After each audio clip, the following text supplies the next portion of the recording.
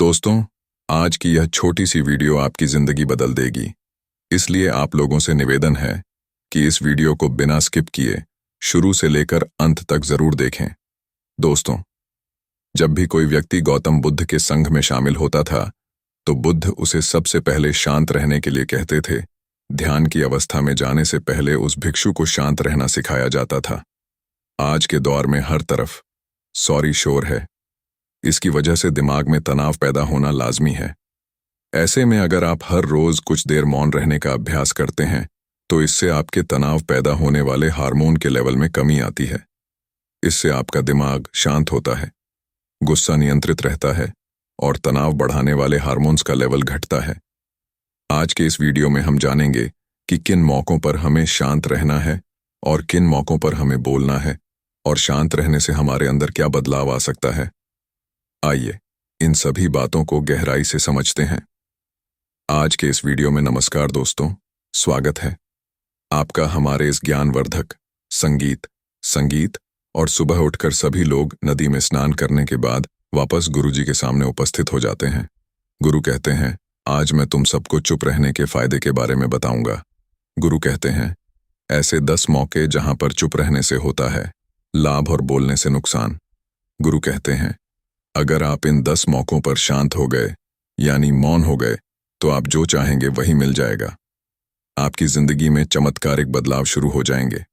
जरूरत से ज्यादा बोलना या चुप रहना दोनों ही अच्छी बात नहीं है। जैसे जरूरत से ज्यादा बारिश हो जाना या फिर धूप, दोनों ही दिक्कत देती है, उसी तरह अनावश्यक बोलने से भी काफी नुकसान होता है। गुरु कहते हैं कि पहला ऐसा मौका जहां पर व्यक्ति को चुप रहना चाहिए, वह है बिना तथ्य के न बोले। गुरुजी ने कहा, अगर आपके पास कोई तथ्य नहीं है, तो वहां चुप रहने में ही भलाई है। चुप बैठने से दिमाग में नई कोशिकाओं का निर्माण होता है और इस ज्ञान की वृद्धि होती है।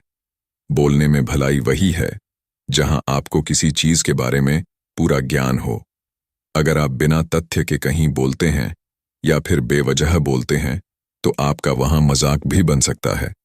अगर आपके पास पर्याप्त जानकारी नहीं है, ऐसी जगह पर बोलने से आपका मजाक तो बनी रहेगी, साथ ही साथ लोगों का भरोसा भी आपसे उठने लगेगा। इसलिए ऐसी जगह पर शांत रहो जहां तुम्हें पता ना हो कि क्या बोलना है क्या नहीं। कई बार कुछ लोग ऐसे होते हैं जो हर जगह अपनी उपस्थिति बताने लगते हैं। उन्हें पता नहीं होता है कि हमें क्या बोलना है, लेकिन फिर भी बोलते जाते हैं और फिर बाद में दूसरे लोग उनके जाने के बाद उनका मजाक उड़ाते हैं।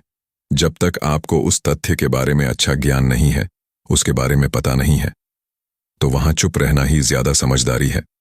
गुरु ने कहा, दूसरा ऐसा मौका जहां पर व्यक्ति को चुप रहना चाहिए, वह है शब्दों से न पहुंचे ठेस। अगर आपके शब्द किसी को मानसिक ठेस पहुंचा रहे हैं, तो वहां चुप हो जाना चाहिए। कमजोर व्यक्ति के बारे में कुछ भी बोलकर आप महान नहीं बन सकते हैं। महान आप किसी कमजोर का साथ देने में बनेंगे। कई बार ऐसा होता है कि कुछ लोग अपने से छोटे व्यक्ति को भला बुरा कहते रहते हैं। सामने वाला इंसान तो कद से आपसे छोटा है, वह आपको कुछ नहीं बोलेगा, लेकिन आप उसकी नजरों में गिरते चले जाएंगे। हो सकता है कि कल वह भी आपसे पद में बड़ा हो जाए। पद में आपसे जब वह बड़ा हो जाएगा, तो आज जो रवैया आपका उसके साथ है, आने वाले समय में वह भी आपके साथ वही करेगा। आप किसी को नीचा दिखाकर बड़ा नहीं बन सकते हैं। बड़ा बनना है तो अपने से छोटे लोगों की इज्जत भी करना सीखें और साथ ही साथ बड़े लोगों का भी सम्मान करना चाहिए। लोगों को लगता है कि अगर वह अकड़ कर बोलेंगे और सामने वाले को नीचा गिराने की कोशिश करेंगे, तो वह बड़े बन जाएंगे। तो यह उन सब की भूल है। बड़े होने की बजाय आप उनकी नजरों में गिरते चले जाएंगे। गुरु ने आगे कहा, इसलिए शिष्यों, तुम सब जब भी बोलना, आदर भाव से बोलना, ताकि तुम्हारी बात लोगों को अच्छी लगे। बोलने में भाई बहन, माता पिता, मित्र इत्यादि संबोधन शब्दों का इस्तेमाल जरूर करना। इससे तुम्हारी मान प्रतिष्ठा तो बढ़ेगी ही, साथ ही साथ लोगों की नजरों में तुम समझदार व्यक्ति बनते जाओगे।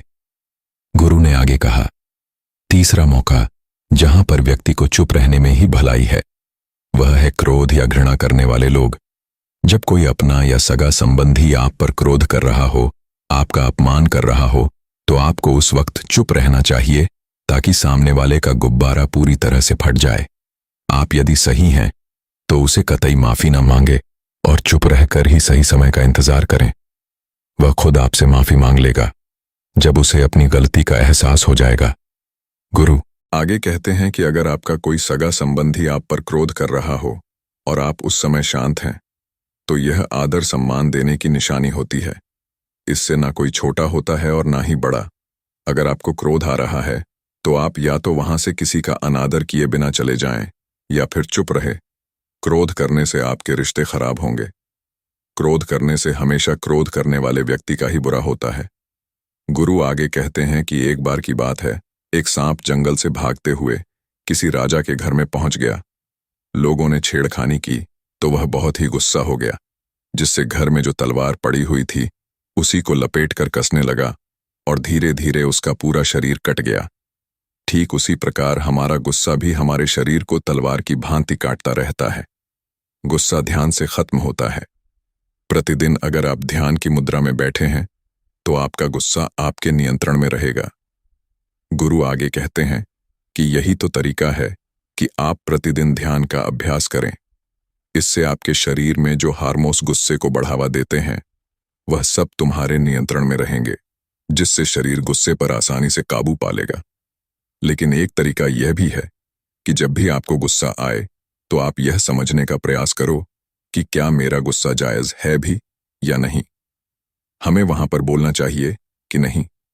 जब आप खुद इस बात का आकलन लगा पाएंगे तो आपको खुद पता चल जाएगा कि हमें गुस्सा करना चाहिए या नहीं। फिर भी आपको गुस्सा आ रहा है तो आप वहां से हटने का प्रयास करें, वहां से दूर चले जाएं।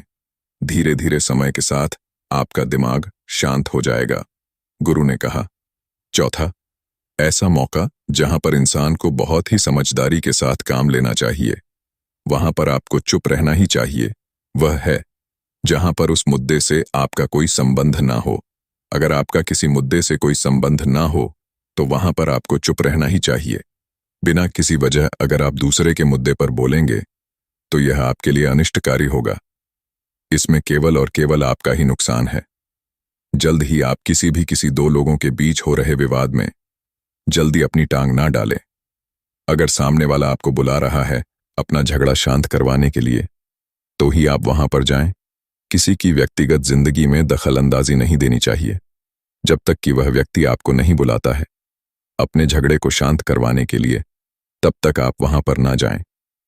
कुछ लोग फालतू में दूसरे के विवाद में कूद पड़ते, इससे उनके मान सम्मान और मर्यादा पर लोग उंगली उठाने लगते हैं। गुरु कहते हैं कि 10 मौकों में 5वां ऐसा मौका जहां पर व्यक्ति को बहुत ही समझदारी के साथ चुप रहना चाहिए, वह है आपके शब्दों से किसी मित्र को हानि ना पहुंचे। अगर आपके शब्द सामने वाले के परिवार या मित्रों की प्रतिष्ठा के बारे में बुरी झलक दिखा रहे हैं तो आपको चुप रहना चाहिए। किसी के परिवार या फिर मित्र के बारे में बुरा बोलने से केवल आप ही बुरे बनेंगे। जो चीज आसानी से खत्म की जा सकती है उसे अपने शब्दों से बड़ा ना करें। बिना चिल्लाए बात करने का प्रयास करते रहना चाहिए। अगर आप बिना चिल्लाए कोई बात नहीं कह सकते तो आपके चुप रहने में ही भलाई है। किसी पर चिल्लाने से आपके व्यवहार के बारे में पता चलता है। ज्यादा बोलने से चीजें हमेशा खराब ही होती हैं। कई बार कुछ रिश्ते ज्यादा तेज बोलने की वजह से टूट जाते हैं। इसलिए अपनी आवाज में मिठापुर ना हो। मजाक को भी हमेशा शब्दों के मायने में ही रखें। जहां किसी को शब्दों से चोट लगे वहां चुप हो जाए। ज्यादा बोलने से हमेशा नुकसान ही होता है।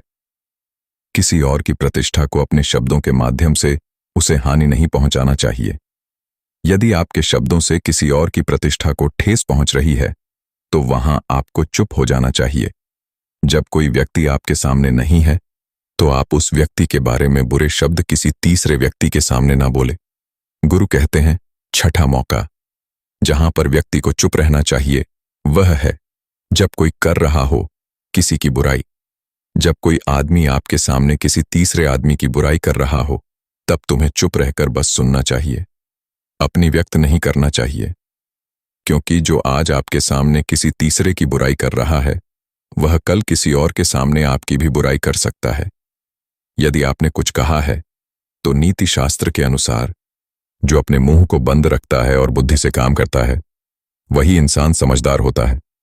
बिना जरूरत के बोलना, किसी के बारे में के बीच में बोलना, यह गलत बात है। कभी कभी हमारे लिए बुद्धिमानी इसी में होती है कि हमें अपना मुंह ऐसी जगह पर नहीं खोलना चाहिए। गुरु आगे कहते हैं कि 10 मौकों में 7वां ऐसा मौका जहां पर व्यक्ति को चुप रहना चाहिए है।